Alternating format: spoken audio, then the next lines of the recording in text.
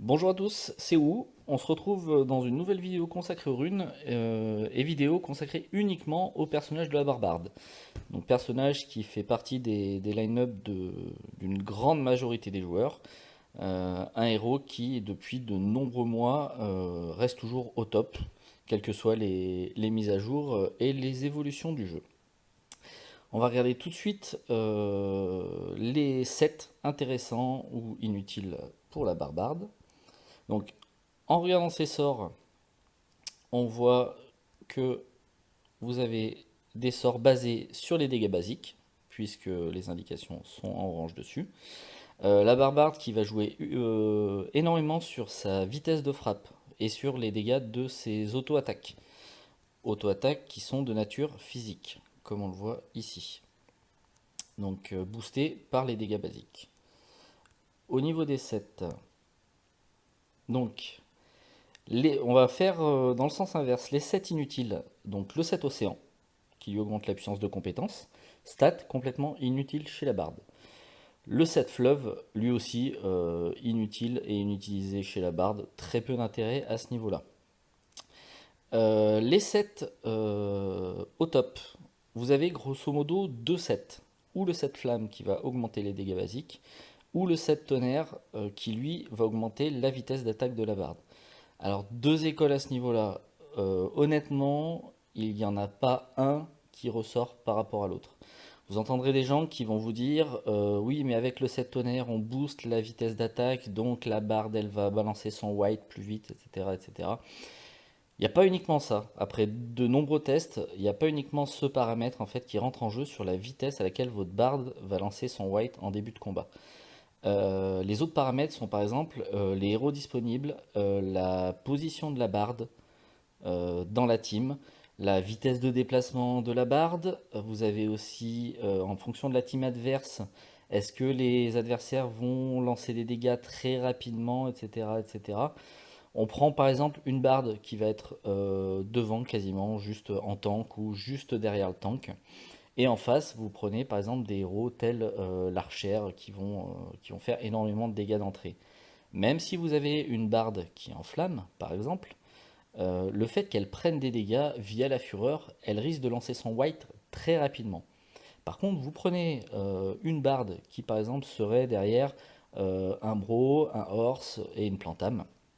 Elle va déjà mettre un peu plus de temps à arriver sur le champ de bataille. Elle va peut-être prendre moins de dégâts, taper avec un tout petit peu de retard, donc lancer son white plus tard. Voilà, en fait, tout ça pour vous expliquer que le fait d'avoir une barde en tonnerre ne veut pas dire forcément qu'elle va lancer son white plus vite. Moi, personnellement, je suis parti sur une barde en flamme, donc pour augmenter les dégâts basiques. Vu que le paramètre avec lequel elle va lancer son white est quelque part assez aléatoire et difficile à maîtriser, je suis parti sur le fait qu'elle mette en fait des gros starts. Je m'explique aussi là-dessus. Vous prenez une barde runée avec en tonnerre, donc vous avez vraiment boosté la vitesse d'attaque sur votre barde. Ok, elle va taper peut-être plus vite, peut-être un tout petit peu plus vite que la barde flamme, mais par contre elle va faire quand même beaucoup moins de dégâts. On peut avoir facilement 15K d'écart sur un crit. Avec ma barde, j'arrive à sortir des 50-55K en crit parfois. Les barres de tonnerre, elles, tournent plus autour de 35K. Si vous prenez ce paramètre-là en compte, vous pouvez vous rendre compte que votre barre tape plus vite, mais fait moins de dégâts. Ce qui fait que peut-être elle va entamer les adversaires, mais pas les terminer. Et un adversaire entamé, via la fureur, va faire qu'il va lancer son white derrière. Donc, votre barre tape plus vite, moins fort, et risque de se prendre un contre. Donc je suis parti plutôt dans l'optique de runer en flamme. Au moins, quand elle part, elle met des gros starts et généralement, elle achève l'ennemi derrière. Ça, c'est un parti pris propre à moi. Voilà, donc grosso modo, la base de votre barde sera un set flamme à 4 runes ou un set tonnerre à 4 runes lui aussi. Pour le second set, alors, moi je vous conseille en général entre arbre et nuage, avec une préférence quand même pour arbre. Alors je vais vous expliquer pourquoi ces deux sets seront privilégiés par rapport aux sets comme grêle, sang ou encore pierre. Donc si on part sur le set grêle ne rajoute déjà que 30 à la précision. La précision donc permet de diminuer d'autant de points l'esquive adverse. Honnêtement, 30 c'est rien du tout. C'est rien du tout par rapport à des héros qui vont en avoir des fois 400, 500, 600 ou même plus. Donc en fait, personnellement, j'estime que le set grêle est vraiment un set poubelle. Lorsqu'on arrive au niveau de stuff O8, Orange 8, il y a des tels niveaux d'esquive et des fois des tels niveaux de précision que c'est un set qui ne sert quasiment à rien. Pour information, vous prenez la majorité des héros qui font des dégâts magiques comme la Wii, le Dracule, le Cyclope, la Wyvern, etc. De base sur leur set, ils ont environ 1250 points de précision. Donc vous vous rendez compte que mettre un set grêle qui va en rajouter 30 est complètement inutile. Donc moi, la précision et le set grêle sont grosso modo des runes poubelles qui servent à enrichir les autres. Maintenant les autres sets, le 700 qui lui va augmenter le vol de vie de la barde de 200 points. Si on prend la barde au 8, on voit au niveau des stats qu'elle a donc 758 en vol de vie. 758 en vol de vie, ça veut dire que, grosso modo, si votre barde tape à 1000, fait 1000 de dégâts, elle va regagner 770 de vie. Si on rajoute 200 de vol de vie, donc elle passerait à 958, ça veut dire que si votre barde tape toujours à 1000, elle va regagner 810 de vol de vie. Donc grosso modo, le fait de rajouter 200 de vol de vie, vous allez gagner approximativement 4% de points de vie récupérés. Pour donner une idée un peu plus marquée, admettons que votre barde fasse un critique à 40 000 en dégâts entrants. Dans le premier cas de base, elle va récupérer 38 840 points de vie. Et dans le deuxième cas, avec la rune 100, elle va récupérer 32 360 points de vie. Donc vous avez utilisé un 700 pour une différence de 1500 points de vie récupérés sur grosso modo 31 000, 32 000 points de vie. Donc le 700 est un set qui n'est pas franchement rentable pour Bard vu le taux de vol de vie qu'elle a déjà à la base. On va essayer maintenant de déterminer quel sera le set intéressant associé au set tonnerre ou au set flamme. Il nous reste donc 3 sets, le set arbre, le set brume et le set résistance magie. Donc on va retourner sur la barde au niveau de ses stats. On va attaquer par le set résistance magie. La barde en O8 a environ 614 de résistance magie. Si on applique le set brume, qui booste de 40% cette résistance, on va monter à 859. On va prendre l'exemple de 100 000 de dégâts entrants. Une Wii par exemple peut facilement lâcher un 100 000 de dégâts. La barde de base en O8 sans le set brume va réduire les 100 000 de 28 000. Donc concrètement, la Wii ne fera plus que 72 000 de dégâts. Si vous appliquez le set brume, la réduction ne sera plus de 28 000 de dégâts, mais de 35 500 points de dégâts. Donc vous avez un différentiel d'environ 7 500 de dégâts entre appliquer ou non le set brume pour une barde qui va recevoir 100 000 de dégâts entrants. L'armure, c'est à peu près pareil. Une barde en 8 a environ 1387 d'armure. Une fois appliqué le set armure qui booste de 30% l'armure de la barde, on va monter à 1803. Si on prend la même valeur de 100 000 de dégâts entrants, la barde de base, sans le set armure, va réduire ses dégâts entrants de 47 000. Si vous appliquez le set armure, la réduction sera de 53 600. Donc là, vous avez un différentiel de 6500. Personnellement, je trouve que c'est pas énorme. Ça vient du fait, c'était expliqué dans la vidéo sur les stats, du diminishing return. Plus vous avez d'armure, et moins le fait de rajouter de l'armure devient rentable. Voilà, maintenant si on se penche sur le set arbre, qui lui va booster les points de vie de la barde, en E8, une barde a grosso modo 75 500 de points de vie. Avec le set arbre, vous allez rajouter facilement 10-12 000. Donc pour monter aux alentours de entre 85 et 90 000 suivant les autres runes que vous allez avoir sur votre set. Voilà grosso modo une présentation des stats défensives qu'on va associer au 7 flammes ou au 7 tonnerre.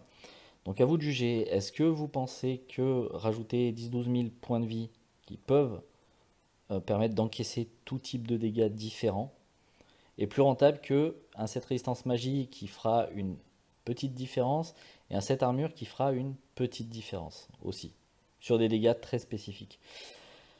Personnellement, je partirais plus sur le set arbre, mais ça se joue à pas grand chose non plus. Les runes majeures maintenant, on va partir une nouvelle fois des runes inutiles en stats primaire. Donc la puissance de compétence, stats complètement inutile pour la barde, sont des runes que vous pouvez éviter intégralement. Les stats top, alors c'est vrai que j'ai mis santé là-dedans, je mettrai plus santé dans le moyen, on va dire, un peu entre les deux. Top, dégâts basiques, vitesse d'attaque, ça c'est vraiment des stats clés de votre barde, vous pouvez foncer dessus de manière générale. Stat, voilà, la santé, comme expliqué précédemment, une stat que j'apprécie pas mal sur la barde comparé à l'armure ou la résistance magie. Mais je préférerais partir sur du dégât basique ou de la vitesse d'attaque. Vraiment santé, c'est si vous pouvez pas faire autrement, hein, mais sinon on focus le basique, la vitesse d'attaque. Et donc en stat moyenne, armure, résistance magie et santé. Pour l'explication donnée et le fait que le gain est relativement minime et sera bien moins intéressant que par exemple du basique ou de la vitesse d'attaque.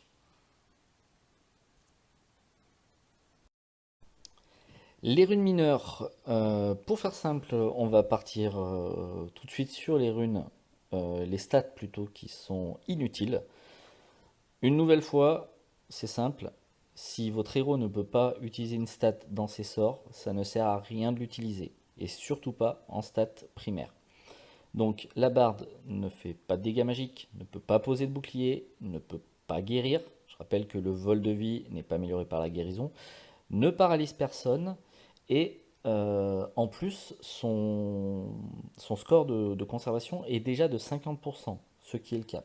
Je retourne sur elle pour vous montrer. Conservation, quasiment tout en bas, on voit déjà 50%. Un héros ne pourra jamais dépasser ce score, donc de base avec l'équipement, la barde est à 50% de conservation, c'est-à-dire qu'en rajouter ne sert strictement à rien. Donc, en stats inutiles, la pénétration magique, plus grand bouclier, amélioration de la guérison, paralysie et conservation. Les stats vraiment top. La fureur. Plus votre barde va prendre de dégâts, plus elle va gagner d'énergie. Et donc lancer des whites rapidement. L'expertise aussi, très très bonne stat. Stat cachée une nouvelle fois. Dans la vidéo précédente, je vous avais donné le score réel de ma barde en expertise. Je vais essayer de le recalculer rapidement. Si on regarde la vitesse d'attaque de ma barde, elle a environ 168% en vitesse d'attaque. En expertise, elle en a 38. Parce que là, celui-ci, donc son purple, et chaque niveau du purple augmente de 0,5% la vitesse d'attaque de la barde. Donc si en expertise, ma barde a 38 score d'expertise, ça veut dire que ma vitesse d'attaque est boostée de 19% supplémentaire.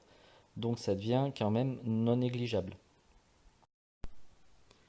Les stats pas mal. Donc le taux de critique et l'augmentation des dégâts des critiques. Celles-ci sont des stats qui sont linéaires pour l'augmentation des dégâts des critiques et quasi linéaires pour le taux de critique. Donc c'est-à-dire que tous les points sont quasiment équivalents et donc rentables et ne diminuent pas avec le temps.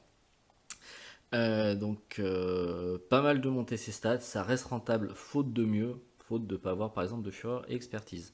Dans les pas mal, j'ai mis la pénétration d'armure, mais je vous avoue que je me tâtais un petit peu à la mettre ou pas dans les buffs. Je m'explique. La barre d'en haut 8 a de mémoire 1290 de pénétration d'armure. Donc c'est-à-dire qu'elle peut virer 1290 de pénétration d'armure. Jusque-là, ça va, on reste logique. Vous prenez des héros type caster, magique, comme la Wii ou autres, ou Moon, qui ont très très peu d'armure. Cette stat est en fait inintéressante complètement face à ce type de héros, puisque, ok, vous allez leur virer toute l'armure, mais par exemple, vous allez avoir 1000 de pénétration d'armure en trop, qui seront inutiles. Donc au final, on peut se dire que la pénétration d'armure de la barde, qui en a 1290, si on en rajoute peut-être, on peut arriver à 1005 ou plus, va être intéressante pour les héros qui ont plus de pénétration d'armure encore. Et au final, pas tant que ça. Alors, je vais m'expliquer, c'est pas facile à comprendre. On va s'accrocher. Vous prenez un héros qui par exemple a 3000 de pénétration d'armure. Votre barde, admettons, a 1500 de pénétration d'armure. Donc 3000 moins 1500, il nous reste 1500. Qu'est-ce qui se passe? Le héros qui en a 3000 d'armure, ce héros-là a environ 66% de réduction des dégâts.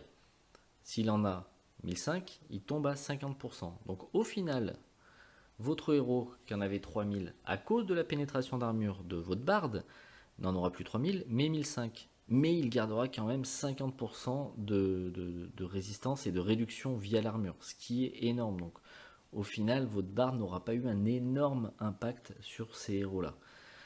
L'intérêt, on va dire, d'avoir de la pénétration d'armure aux alentours de 1500, c'est finalement face à des héros qui en ont allez, entre 1000, 1200 et 1600, 1700 pour essayer de les faire réduire entre 0 et 300, 400. Si vous, via la pénétration d'armure, faites tomber le héros adverse toujours aux alentours de 1000, 1500 d'armure, il y aura quasiment aucun intérêt à ce niveau-là. Donc les stats, bof. Comme ça, l'on l'indique, vous pouvez l'utiliser, mais ça casse pas les barres. Vol de vie, une nouvelle fois, c'était expliqué précédemment, c'est une stat qui est peu rentable. Précision, stat poubelle. Vitesse de déplacement, c'est dur de dire l'intérêt de cette stat, au final. La ténacité, la barde a déjà un bon score de ténacité en étant au 8. La réduction du temps de recharge, CDR, là aussi, pas un énorme intérêt, franchement, sur la barde. L'esquive, je l'ai plus en tête sur la barde. L'esquive, ouais, une barde, elle a déjà actuellement, vous voyez, 600, 700, ouais, on est à 700, 720 par là, 715, 715 d'esquive. Donc lui rajouter encore de l'esquive, pas un énorme intérêt. Vous voyez par exemple un exemple là-dessus, qu'un héros qui a 715 d'esquive comme la barde, imaginez que vous lui rajoutez en précision un petit 30 via le set grêle, vous voyez que ça sert strictement à rien. On n'a quasiment pas diminué la stat. En retournant sur les runes mineures, donc on a énergie de départ aussi, stat pas forcément très rentable. Donc pour résumer, votre barde en 7, partez ou sur cette flamme ou sur le 7 tonnerre. Honnêtement, les deux sets sont relativement équivalents. Je ne pourrais pas vous dire s'il y en a un qui est meilleur que l'autre. Avec de nombreux tests testés sur différentes personnes, différents héros, etc. Il n'y en a pas une qui en ressort. Moi, ma préférence, c'est le set flamme pour mettre vraiment de gros starts. Petit point que j'ai oublié de préciser, c'est que le cap de vitesse d'attaque est de 300%. Donc, votre barde va peut-être, dans des cas particuliers, lancer son white plus rapidement avec le set tonnerre. Mais quoi qu'il arrive, au bout de 2 white, 3 white, elle sera déjà au cap. Donc c'est terminé. Avec le set flamme, c'est pareil. La différence, c'est que avec le set flamme, votre barre ira aussi vite après 2-3 white que celle avec le set tonnerre, sauf qu'elle mettra de sacrés gros starts en comparaison. Associé à ce set, faites le choix parmi arbre, roc, donc pierre ou brume. Les autres sets étant vraiment des sets à laisser de côté. Au niveau des runes majeures, partez sur du dégât basique ou de la santé ou de la vitesse d'attaque. Et au niveau des runes mineures, si vous le pouvez, fureur ou expertise. Dernier petit détail que j'ai oublié, la barde, via ce sort-là, fait aussi des dégâts tranchants. Donc vous pouvez avoir intérêt parfois à essayer de chercher des runes qui ont les stats par exemple expertise ou fureur en stade principal et des dégâts tranchants ensuite. Voilà, donc choisissez, je rappelle encore une fois, le bon set, choisissez les bonnes stats primaires, ça c'est vraiment important, et essayez si possible d'avoir 2, 3 bonnes stats secondaires. Mais je vous dis, la priorité c'est la stat primaire de vos runes. Oui, dernière chose que j'ai oublié, comment choisir la primordiale? La primordiale de Bard. Donc, eh bien, ma Bard avec son petit vol de vie, je pense que ça serait peut-être temps de la changer. Alors, vous voyez que vous avez le choix entre agilité, dégâts basiques, vol de vie, esquive, conservation, ténacité. Donc, comme vous l'avez compris, agilité, dégâts basiques, ça, de base. Conservation, elle est déjà au cap, on dégage. Ténacité, pareil, elle a un bon score de ténacité, on dégage. Donc, il nous reste vol de vie ou esquive à rajouter. Je reprends les stats. Alors, la barde qui a environ 750 en vol de vie et en esquive dans ces eaux-là, oh, ça se vaut. Franchement, autant les 7, ne mettez pas un 700 pour prendre 200 de vol de vie, ce n'est pas rentable. Ne mettez pas vol de vie en stat primaire, ce n'est pas rentable. Par contre, vous n'avez pas un énorme choix au niveau de la primo, puisqu'il ne vous reste plus que vol de vie ou esquive. Les deux vont se valoir. Voilà. Donc sur la primo, agilité, dégâts basiques et vol de vie ou esquive. Voilà, donc on a terminé ce tour des runes et de l'optimisation de la barbarde. En espérant que ce tuto, ces descriptions, ces explications aident le plus grand nombre à l'optimiser correctement et éviter les grosses erreurs à ce niveau-là. Une petite dernière chose, un énorme mea culpa pour ma vidéo sur les stats.